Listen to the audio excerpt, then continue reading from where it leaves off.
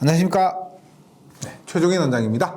2장 정전기 시작하겠습니다. 2장부터가 본격적으로 전기 자기약 공부의 시작이라고 보시면 되는데, 먼저 정전기가 나왔기 때문에 우리가 전개 부분, 전하 부분에 대한 간략한 소개를 한번 드리도록 할게요.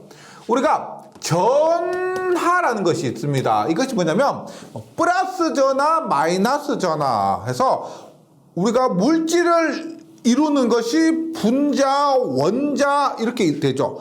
원자가 플러스 전하, 마이너스 전하 이런 식으로 나눠지는데, 그 전하가 보세요. 정지에 있는 것이 있습니다. 그게 뭐냐면 정전계. 이게 정이 정지에 있다는 의미예요. 정지에 있는 전하의 공간. 그 다음에 반대가 뭐였겠어요? 동전계죠. 동전계. 그럼 보세요. 전하가 정지에 있으면 이것은 정지에 있는 전하에 의해서 전위를 만듭니다. 전위. 그러면 동전계 뭘까요? 전하가 움직인다. 전자의 흐름. 뭐다? 이것이 전류가 됩니다. 전류. 그래서 정전계는 전하가 정지해 있는 상태. 그 다음에 동전계는 전하가 움직이는 상태를 얘기하고, 이것이 전류가 되는 거죠. 그럼 전류에 의해서 자기장이 발생해요. 자기장. 근데 자기장은 전류에 의해서도 만들어지지만 자석 있죠. 자석에 의해서도 자기장이 만들어집니다. 그럼 이 자기장을 이용해서 다시 이 자기장이 움직이면은, 운동하면은 다시 또 전류가 만들어져요. 이런 것이 우리 전기 자기약인데, 동전기 전하가 움직이죠. 움직이는 것은 정지해 있는 것보다는 조금 더 복잡할 겁니다. 그래서 전기 자기약을 시작을 이 정전계, 2장의 제목이 정전계입니다. 이 정전기부터 시작을 하도록 하겠습니다. 그럼 먼저 앞에서 말씀드렸던 것처럼 시험에 나온 건 아닌데, 정전계든 동전계든 우리가 가장 중요한 주인공은 전하입니다. 전하는 그대로 한번 보시면 물질은 분자로 이루어져 있고 분자는 원자로 이루어져 있습니다. 원자가 여기서부터 시작하는 거죠. 자기약 문제에서 뭐 물질은 분자로 이루어져 있고 분자는 원자로 이루어져 있다, 이런 건 시험에 나오지 않습니다. 원자가 플러스의 성질을 갖는 것이 원자 핵이고요. 마이너스의 성질을 갖는 것이 전자입니다. 전자. 근데 원자 핵은 중성자와 양성자로 이루어져 있는데, 중성자는 말 그대로 중성이고요. 양성자는 말 그대로 플러스입니다. 그러면 중성과 플러스가 합쳐졌으니까 전체적인 성질은 플러스일 거고요. 전자는 마이너스로 이루어져 있고, 이것을 우리가 이것을 플러스 전하, 이것을 마이너스 전하라고 합니다. 그리고 이 전하가 정지해 있기 때문에 정전계가 되고, 이 정전계가 전계를 만들고 전위를 만들고 이런 식으로 구성이 된다는 것을 간단하게 이해해 주시면 좋겠습니다. 그러면 전하 중에서도 우리가 가장 많이 나오는 전하가 이 원자 핵보다는 전자예요. 이 전자에 대해서는 간단하게 수치를 좀 암기를 해 주시면 좋겠습니다. 암기해 주셔야 됩니다. 보세요. 일단 전자는 보세요. 이렇게 플러스인 원자 핵이 있고 이 바깥에 전자가 존재를 합니다. 그런데 이 전자가 한 개이면 수소, 그 다음에 두 개면 헬륨, 이런 것도 들어보셨죠? 우리가 뭐 물리 시간이 아니니까, 화학 시간이 아니니까 수소 헬륨까지는 필요 없는데, 보세요. 원자핵 플러스의 성질을 갖는 원자핵과 마이너스의 성질을 갖는 전자가 있습니다. 그러면 예를 들어서 이런 식으로 전자는 궤도에 존재를 하는데 이런 식으로 존재했다고 보세요. 그러면 첫 번째 궤도에 있는 전자는 원자와 가깝기 때문에 이렇게 서로 작용하는 힘이 클 겁니다. 커서 얘들이 잘 궤도를 벗어나질 않아요. 그런데 바깥 궤도에 있는 것은 이 원자 핵과 거리가 멀죠. 그러면 결합력이 약하다는 겁니다. 뭐 예를 들어서 약간만 충격을 딱 주면 얘가 이렇게 자유롭게 벗어날 수가 있는 거죠. 우리가 안쪽에 있는 전자는 결합력이 강하기 때문에 툭 쳐도 버티는 거죠. 그런데 맨 바깥쪽에 있는 전자는 약간의 자극을 주면은 벗어날 수가 있다. 그래서 자유롭게 이탈할 수가 있는 거죠. 자유전자라고 합니다. 이 자유전자가 이동을 하고 그 이동에 의해서 전류가 발생하는 거죠. 이런 개념을 이해해 주시면 좋겠고, 자유전자는 시험에 나올 수가 있습니다. 원자핵과의 결합력이 약해서 외부 자극에 의해 쉽게 원자핵의 구속력을 이탈하는 전자를 자유전자라고 하는 거죠. 여러 개의 전자 중에서 맨 바깥쪽에 있는 전자, 이런 것들을 얘기하고요. 그 다음에 전자의 질량 외워주셔야 됩니다. 질량 얼마? 9.1까지 외워주시면 돼요. 곱하기 10의 마이너스 31kg. 예. 작을 거라고 예상은 했지만 작아도 너무 작죠. 9.1 곱하기 10의 마이너스 31승. 만약에 9.1 곱하기 10의 마이너스 3승 킬로그램이 얼마요? 9.1mg이죠. 맞죠? 3승이 아니고 31승입니다. 뭐 눈에 보이질 않고 이만큼 작고요. 그 다음에 중요한 것이 뭐냐면 전자가 가지는 전기량입니다. 전자가 이동하면 뭐다? 전류예요. 전자가 이동하면 그것이 전류니까 이렇게 볼 수가 있습니다. 전자 하나하나가 갖고 있는 전기적인 량, 그것을 우리가 단위로 클롱을 사용합니다. 그리고 그 전기량은 얼마냐면 1.602 곱하기 10의 마이너스 19승 클롱. 한 개가 갖고 있는 전기량이 이만큼인데, 앞에서 말씀드렸지만 전자는 마이너스 성질을 띈다 그랬죠. 그래서 전기량도 마이너스가 되는 겁니다. 얘도 너무 작죠. 10의 마이너스 19승. 그러면 우리가 전자의 전기량 마이너스가 이러면 플러스와 마이너스는 평소 우리가 중성을 가진다 그랬습니다. 그러면 플러스 전하의 전기량은 얼마? 플러스 1.602 곱하기 10의 마이너스 19승. 부호만 다르고 전자는 마이너스니까 마이너스 1.602 곱하기 10의 마이너스 19승이고요. 그 다음에 플러스 전하 원자핵 있죠? 이것의 전기량은 플러스 1.602 곱하기 10의 마이너스 19승입니다. 그래서 부호만 다르고 크기는 같아요. 그 다음에 무게는 얼마냐면 전자가 9.1 곱하기 10의 마이너스 31승이죠. 우리가 플러스 있죠. 이것은 전자의 1840배입니다. 1840배. 그래서 제가 정확한 수치는 기억이 안 나는데 얼마 곱하기 15의 마이너스 27승 킬로그램 이렇게 돼요. 전기량은 같고 무게는 다릅니다. 그래서 요 정도는, 이 수치 정도는 기억을 해 주셔야 됩니다.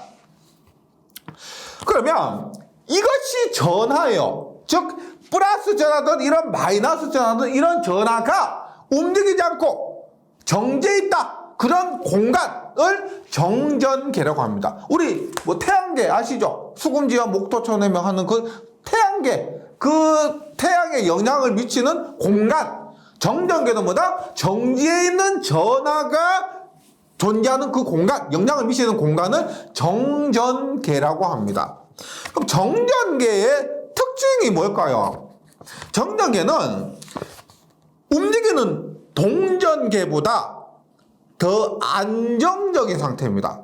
움직이고 있는 것보다 가만히 있으니까 더 안정적인 상태겠죠. 그래서 가장 안정적인 상태이면서 에너지는 어떻게 될까요?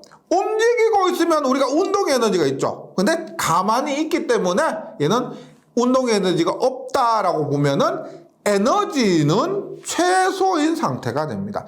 그래서 정전계의 성질, 에너지가 최소고 가장 안정적인 상태, 이런 것도 한번 정리를 해주시고요. 뭐 시험에 나오기 때문에 기억을 해주시기 바랍니다. 다음 페이지 가서 이 전하의 계략적인 특성들을 살펴보는데, 우리가 정전 유도와 차폐가 있습니다. 차폐. 너무 어렵게 받아들이지 마시고, 정전 유도는 뭘까요? 정지에 있는 전하가 유도된다는 겁니다. 차폐는 뭐예요? 정지에 있는 전하가 차폐된다, 이런 의미예요. 보세요. 저는 이런 걸 학교 다닐 때 시합을 못 해봤는데, 조금 뭐 좋은 학교 다니신 분들은 이런 걸 학교 다닐 때 시험을 해 보시더라고요. 이렇게 이 검정기를 시험하는데 보세요. 유리막대가 있습니다. 유리막대 이렇게 비벼가지고 얘를 여기에 갖다 대요. 이렇게 갖다 대면은 어떻게 되느냐? 이 끝부분이 벌어집니다. 예. 그 원리가 뭐냐면, 유리막대 얘가 플러스예요. 플러스. 그러면 플러스 전하가 많은 유리막대라는 겁니다.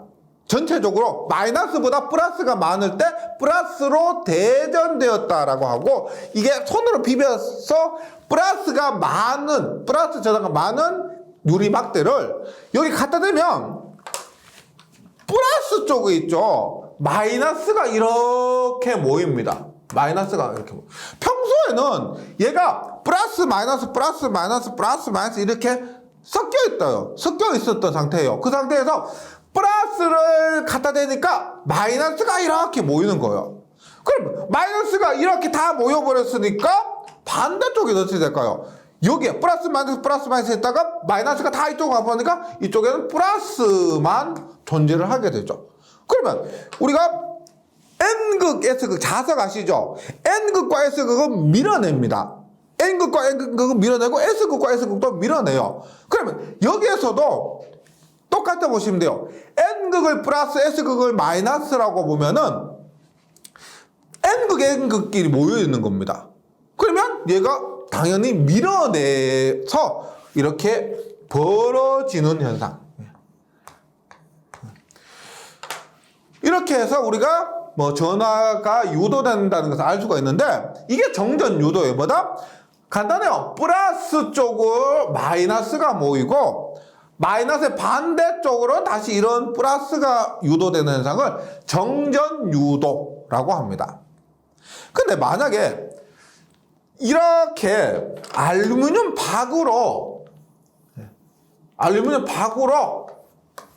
차폐를 시켜요. 차폐를 시키면은 이렇게 플러스로 대전된 유리막대를 갖다 대더라도 이쪽은 벌어지지 않습니다. 이 알루미늄 박이 있죠. 이것이 금속 철망, 교재에서는 금속 철망이 이 정전 유도를 차폐시켜준다, 그런 의미예요.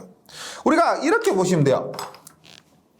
예를 들어서 이렇게 있습니다. 이쪽이 플러스라고요. 이쪽 플러스. 이제 플러스입니다. 그럼 이쪽이 마이너스가 돼요. 맞죠? 이쪽이 마이너스가, 플러스 쪽으로 마이너스가 유도될 겁니다. 그러면 다시 이쪽에는 바깥쪽에는 플러스가 유도되겠죠. 그러면 이때 이 옆에 우리가 뭐 어떤 도체를 놨다라고 하면은 어떻게 될까요? 여기에 플러스가 유도되었으니까 이 도체는 마이너스가 유도될 겁니다. 맞죠? 플러스니까 마이너스. 그러면 차폐를 시키는 것은 이렇게, 얘를 만약에 접지를 시키면 접지를 시키면 이 플러스가 어떻게 다 이쪽으로 땅으로 꺼져버리는 겁니다. 그러면 여기에 마이너스가 유도되지 않죠. 그러면 정전 차폐라는 것은 정전 유도를 방해하는 그런 현상을 차폐라고 보시면 됩니다. 일단 여기서 중요한 것은 전하에서 가장 중요한 특징 중에 하나가 정전 유도, 플러스 쪽으로는 마이너스가 모이고 마이너스의 반대쪽에는 플러스가 모인다. 이런 것을 정전 유도라고 한다. 많이 나와요. 뭐 이론에서도 그렇고 시험에서도 그렇고. 자, 굉장히 중요한 현상이라고 보시면 되고, 그 다음에 또 전하의 성질 중에서 전자의 운동 속도가 있습니다. 많은 분들이 좀 착각을 하시는 분들이 계신데, 비터의 속도는 3 곱하기 10의 8승이에요. 비터의 속도. 예전에 제가 어릴 때 배울 때는 1초에 지구를 7바퀴 반 도는 속도 뭐 그렇게 배웠는데, 그 비터의 속도하고 전자의 이동 속도는 다릅니다. 달라요. 볼게요. 우리가 회로 이론에서 나오는데, 회로 이론에서 전력량은 전력 곱하기 시간입니다. 전력 곱하기 시간. 그러면 전력은 전압 곱하기 전류예요. 그래서 전압 곱하기 전류 곱하기 시간이 돼요. 전력량은. 그러면 전류는 뭐다? 시간분의 전기량이에요. 시간분의 전기량입니다. 그러면 약분이 되어서 전력량, 얘가 에너지죠.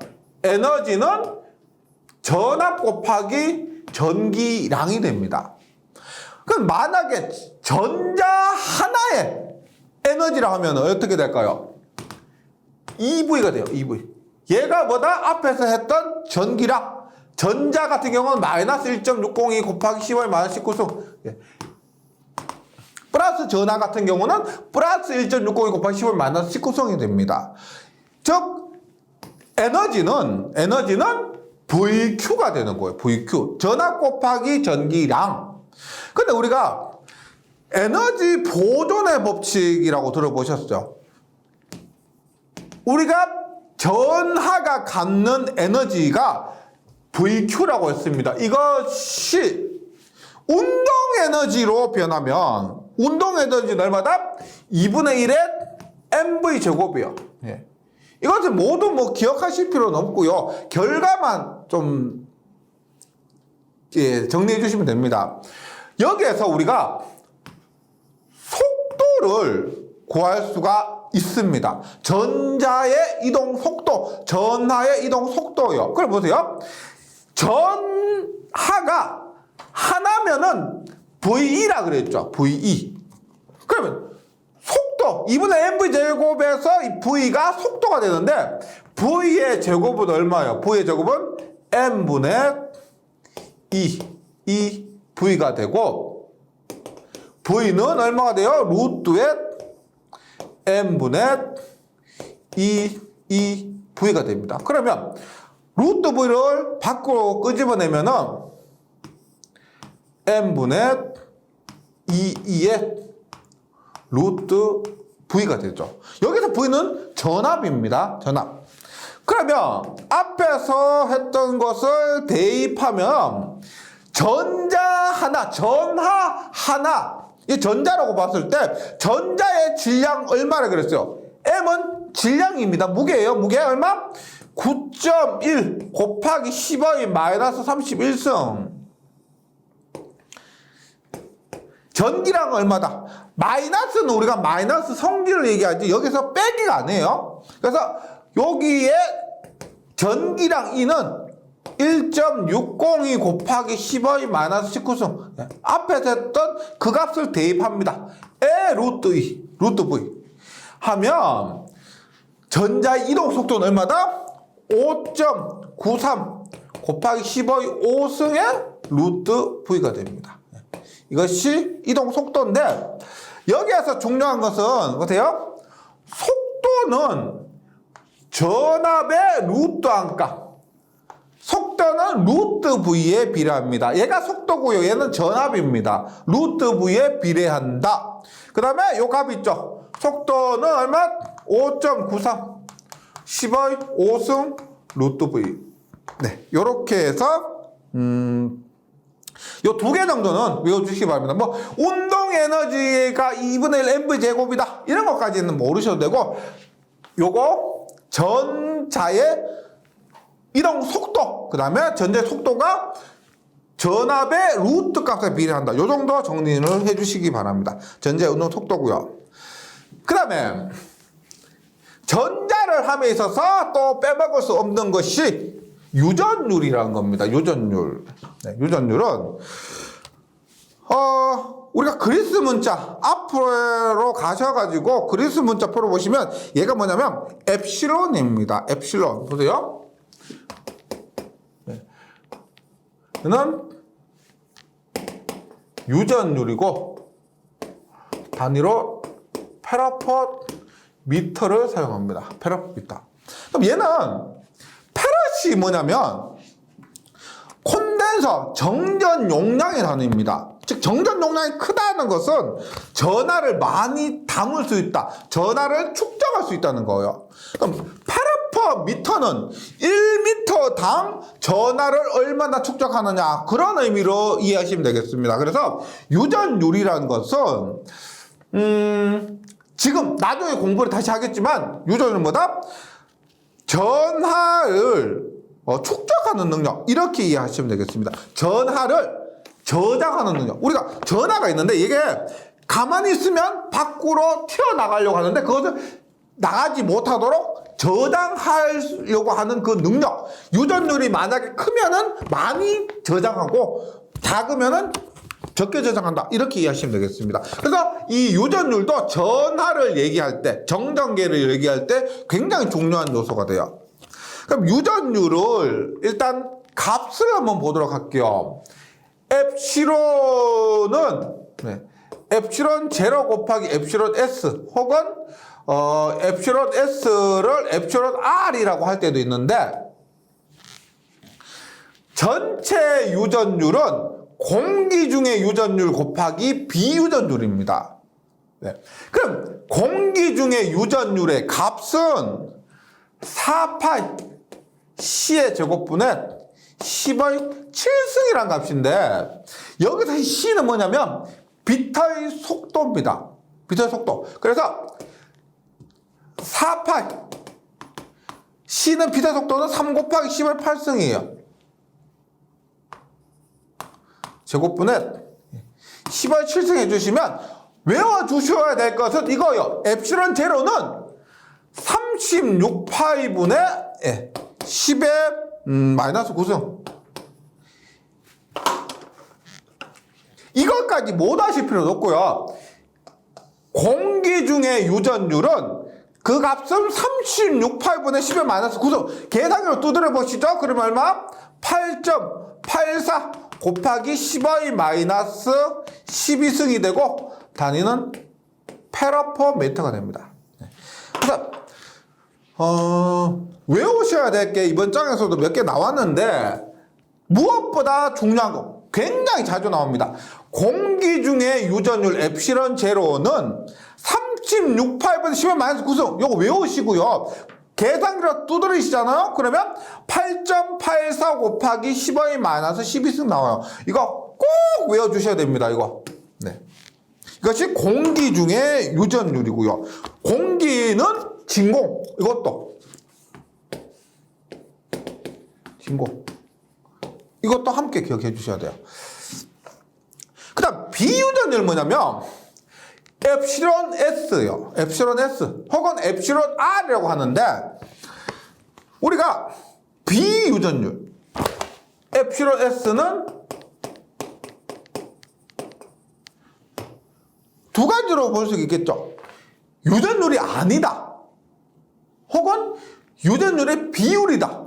뭘까요? 유전율이 아니다, 유전율의 비율입니다. 그래서 얘를 우리가 엡실론 R이라 할 때도 있어요.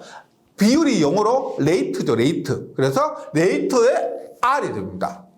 그럼 얘는 뭐냐면 비유전율은 엡실론 제로분의 엡실론이에요. 즉 공기 중의 유전율 분의 전체 유전율. 예를 들어서 공기에서 전하를 담을 수 있는 능력과 물속에서 전하를 담을 수 있는 능력이 다르겠죠. 그래서 공기 중의 유전율이 기본이고 그 놈을 1로 둡니다. 1이고 그것을 기준으로 했을 때 만약에 공기 중 분의 공기 중은 비유전율이 1이겠죠. 근데 물속이다 혹은 나무다 요리다 이때는 전하를 축적할 수 있는 능력이 공기 중과는 다를 겁니다. 그래서 얘는 공기 중의 유전율이고요. 그 다음에 얘는 전체 어떤 특징한 물질, 그 환경에서의 유전율인데 그 비율이라고 해서 비유전율이라고 얘기를 하는 거죠.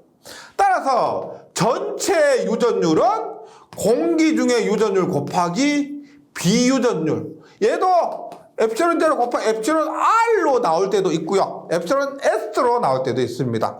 요거 기억을 해주시기 바라고요.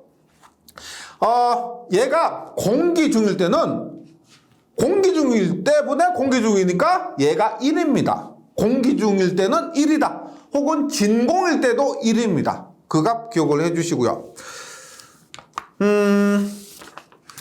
여기까지가 우리가 전하에 대해서 뭐 속도, 그 다음에 유전율, 그 다음에 정전 유도 이러한 특징을 살펴봤고 이어서 바로 쿨롱의 법칙 공부하도록 할게요. 쿨롱의 법칙.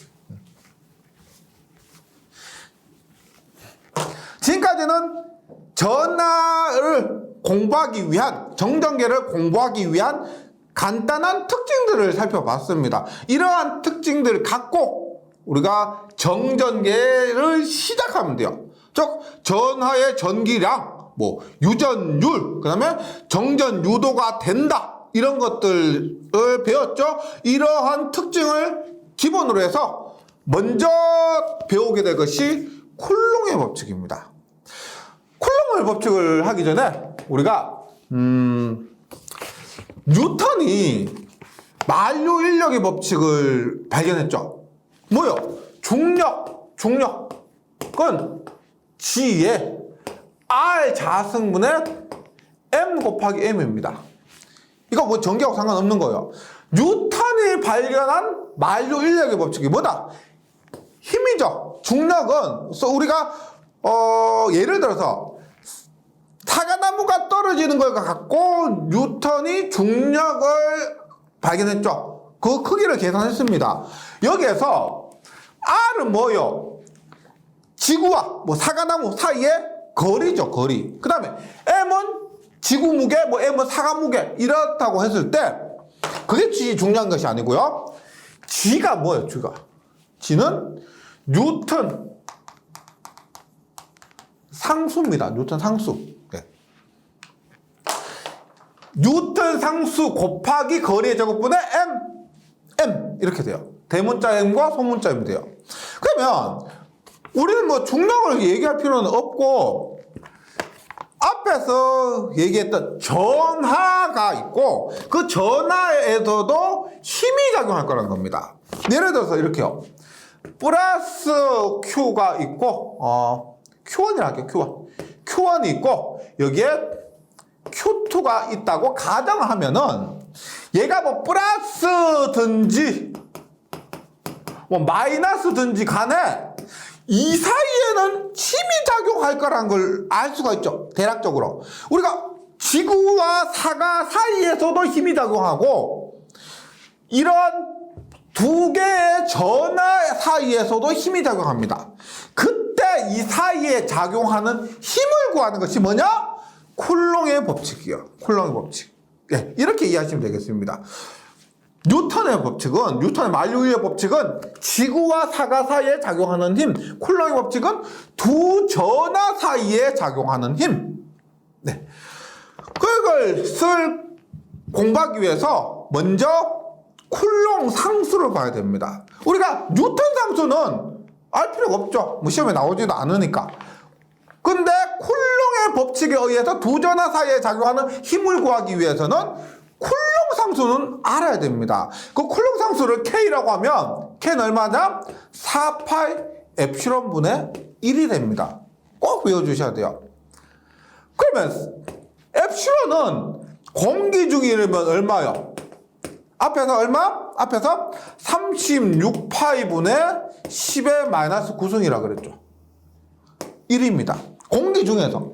그럼 얘가 얼마요? 약분하면 9.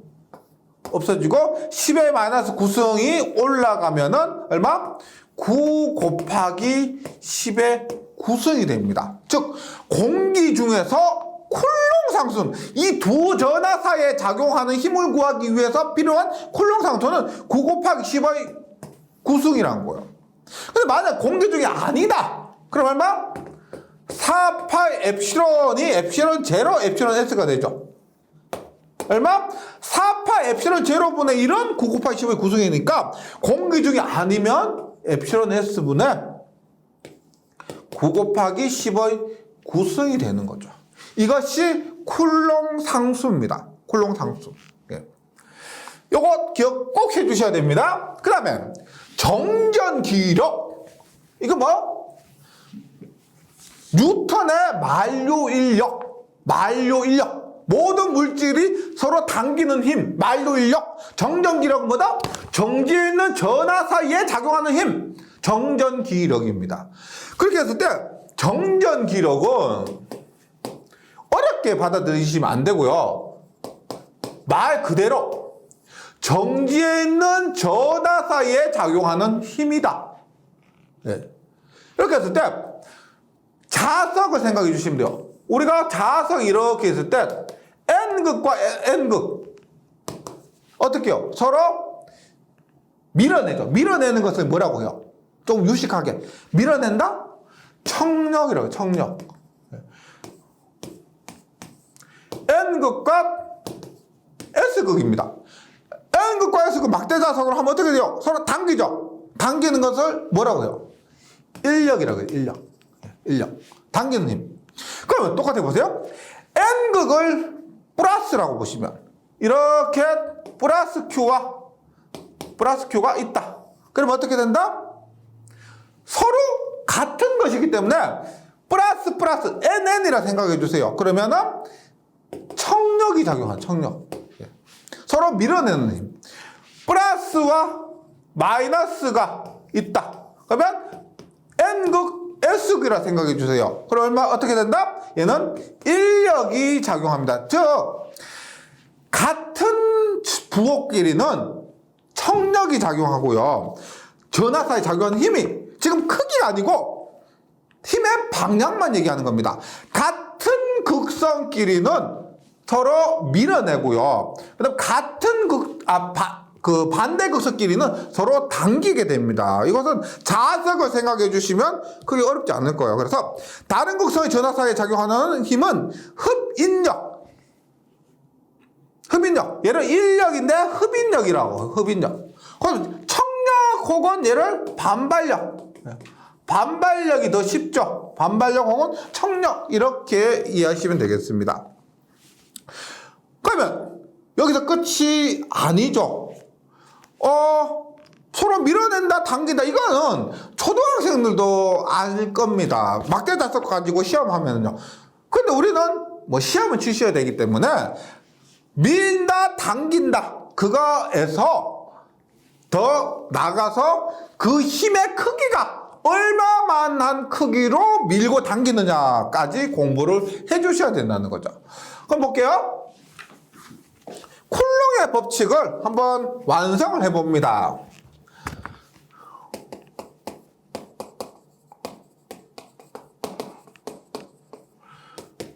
Q1이 있습니다. Q1 있고 Q2가 있어요.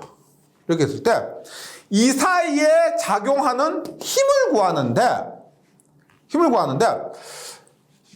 방향은 얘기했죠? 극성이 같으면 밀어내고 극성이 다르면 당깁니다. 방향이에요. 크기는 어떻게? 앞에 만류인력의 법칙처럼 보세요.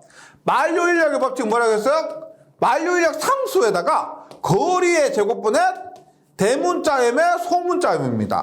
그럼 쿨롱의 법칙도 마찬가지 보세요. 쿨롱 상수, 만류인력 상수 대신에 이 쿨롱 상수가 들어가요. 그 다음에 거리, 이 사이에 거리 있겠죠. 중심에서 중심까지 거리 R이라고 합니다. 그러면 거리의 제곱에 반비례하고 전기량이 크면 클수록 당연히 힘이 세겠죠. 그래서 대문자 M, 소문자 M처럼 여기도 Q1, Q2가 되고 단위는 뉴턴이 됩니다. 이것이 우리가 쿨롱의 법칙이에요. 정전계 처음 시작하는 것에서 본격적인 정전계에서 가장 기본적이고 중요한 공식이에요. 네. 여기에서부터 시작하는 겁니다. 그러면 다시 해볼게요. 쿨롱의 법칙에 의해서 작용하는 힘 F는 K의 R 자승분의 Q1, Q2인데 앞에서 쿨롱 상수 뭐라 그랬어요? 쿨롱 상수는 얼마? 4파이 엡실론 분의 1이라 그랬죠. R 자승분의 Q1, Q2 이렇게 이게 합쳐놓고요. 한꺼번에 보면은 어렵게 보입니다. 하지만은 우리가 이런 과정 거쳐서 만류인력 법칙과 비교해서 이러한 과정을 거쳐서 합치면은 생각보다는 외우기가 어렵지 않습니다. 그리고 공기중이라면은 엡실론 제로 R 자승분의 Q1, Q2예요. 근데 여기에서 요 위치를 한번 바꿔볼까요? 4파이 엡실론 R 자승인데 R 자승 엡실론 제로분의 Q1, Q2라고 하면 지금 얘가 있죠. 4파이 R의 제곱 4파이 R의 제곱 얘가 뭐냐면 얘가 9의 겉넓이입니다. 9의 원의 넓이 뭐예요? 원의 넓이는 평면인 원의 넓이는 파이 R 제곱이죠. 9의 겉넓이는 공의 겉넓이는 4파이 R 제곱이에요. 그래서 얘를 만약 간단하게 한다고 하면은 얘가 9일 때 면적이 S예요. 얘가 어려우면 이거 S가 4파이 R의 제곱으로 변한다. 이렇게 기억해 주시면 되겠습니다. 그래서 작용하는 힘 쿨롱의 법칙에 의한 힘 F는 일단 거리의 제곱에 반비례합니다. 거리의 제곱에 반비례해요. 그러면 전기량 Q1, Q2를 곱한 것에 비례를 하게 됩니다. 그러면 F는 유전율에 또 반비례하게 돼요. 이건 당연한 겁니다. 보세요. 거리가 멀면 멀수록 우리가 Q1, Q2가 이렇게 있는 거하고 이렇게 있는 거하고 당연히 멀면 멀수록 힘은 약하겠죠. 근데 그것이 제곱에 반비례해서 작용한다는 것이고 Q1, Q2 그 전하의 크기 자체는 클수록 작용하는 힘이 클 것이다. 이것은 뭐 간단하게 생각해보면 대충 생각해봐도 당연한 겁니다. Q1, Q2가 작은 것보다 Q1, Q2가 큰 것이 더 힘이 셀 것이고 유전율, 전하가 움직이지 못하도록 저장하는 거죠. 이것이 많이 저장하도록 많이 움직이지 못하도록 꽉 잡고 있기 때문에 작용하는 힘이 작아진다는 거죠. 이렇게 기억을 해주시고 이 쿨롱의 법칙 다시 했습니다. 너무 중요한 공식이고 F는 4파이 엡실론 R 자승분의 Q1, Q2고 작용하는 힘이기 때문에 단위는 뉴턴이 됩니다. 그래서 예제를 한번 봅니다. 너무 중요한 공식이기 때문에 뭐 시험에도 당연히 자주 나오겠죠. 문제를 한번 풀어봅니다. 정전하가 플러스 10, 부전하가 마이너스 10이에요. 정전하가 플러스, 부전하가 마이너스 이런 의미하고요. 그 전하가 10m 거리에 놓여 있을 때 작용하는 힘은 얼마냐? 쿨롱의 법칙에 의해서 대입하면 되는데 보세요. 진공 중에서 공기 중에서라고 하면은 엡실론이 엡실론 제로가 됩니다. 즉 F는 4파이 엡실론 제로 R의 자승분의 Q1, Q2가 돼요. Q1, Q2. 그러면 4파 엡실론 제로분의 1을 앞에서 얼마였어요? 여기에 엡실론 제로 36파이분의 10의 마이너스 9승 넣어도 되고 이 값이 얼마? 9 곱하기 10의 9승이었죠. 그 다음에 거리가 10이니까 10의 제곱분에 플러스 10 마이너스 10이니까 플러스 10 곱하기 마이너스 10입니다. 이렇게 하면은 얼마 나온다? 마이너스 9 곱하기 10의 9승 뉴턴이 나와요. 이때 작용하는 힘은 마이너스 9 곱하기 10의 마이너스 9승 뉴턴. 그러면 여기에서 이 마이너스가 의미하는 건 뭘까요? 이 결과가 마이너스가 나왔다. 그러면 두 개의 부호가 다르기 때문에 마이너스가 나오죠. 그러면 마이너스라는 것은 계산 결과가 마이너스인 건 흡인력을 의미합니다. 마이너스가 나왔다는 것은. 만약 플러스가 나왔다는 것은 두 개의 부호가 같기 때문에 플러스도 플러스. 플러스 곱하기 플러스도 플러스, 마이너스 곱하기 마이너스도 플러스죠. 그래서 이 결과가 플러스가 나왔다는 것은 반발력이 작용한다는 겁니다. 이렇게. 그래서 지금 마이너스 9 곱하기 10의 9승이 나왔기 때문에 흡인력이 작용하고 흡인력 9 곱하기 10의 9승 뉴턴이 작용한다. 이렇게 정리를 해주시기 바랍니다. 정전기의 시작을 지금 했는데 전기 자기학 특성이 뭐 벡터를 빼더라도 2장, 3장, 4장, 5장 이렇게 연관성이 많아요. 특히나 2장에서 한 것은 우리가 6장 가면 자개에서 거의 그대로 나옵니다. 그래서 먼저 용어에 있어서 굉장히 좀 신경을 많이 써주셔야 됩니다. 용어가 굉장히 비슷해요. 전개, 전압, 전속, 전속 밀도 비슷비슷하게 나옵니다. 그래서 용어에 대해서 확실하게 구분을 해서 정리를 해주시고 여기 쿨롱의 법칙부터 공식을 진화시켜 나갈 겁니다. 쿨롱의 법칙으로 다음 시간에 전개에서 전위 이런 식으로 진화시켜 나갈 것인데 외우시기보다는 약간 이해하는 쪽으로 있죠. 아, 왜 이렇게 되는구나 하면서 외우는 버릇이 별로 안 좋아요. 네, 자기학에서 외워서 될 것도 있지만은 보통 응용이 되어서 많이 나오고, 약간 변형되어서 나왔을 때 공식을 암기만 하시면은 적용이 안 됩니다. 그래서 외워서 공부하시는 분들이 점수가 많이 낮아요. 네, 일단 쿨롱의 법칙을 시작했기 때문에 바로 다음 장 넘어가지 마시고 한 번 정도 복습을 해서 어느 정도 고개가 좀 끄덕여질 정도 되었을 때 다음 장으로 넘어가고 이런 식으로 해주시기 바라겠습니다.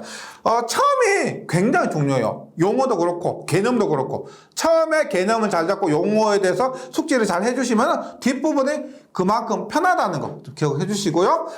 저는 다음 시간에 다시 뵙도록 하겠습니다. 수고하셨습니다.